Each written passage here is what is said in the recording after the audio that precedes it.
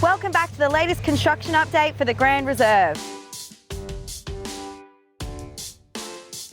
Finally, the sun's shining and hopefully we got through most of that rain.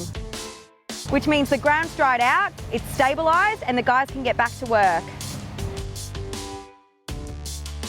Working in the rain presents many challenges. When the ground's wet, the soil conditions are destabilised and the machinery just can't get a grip. Now the ground's dry, the machinery can scoop up the spoil easily. Last update we went through the sewer install. The boys have finished that, now we're just starting the stormwater lines.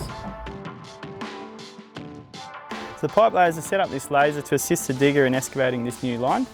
Total, we've got about 450 linear metres of stormwater to install.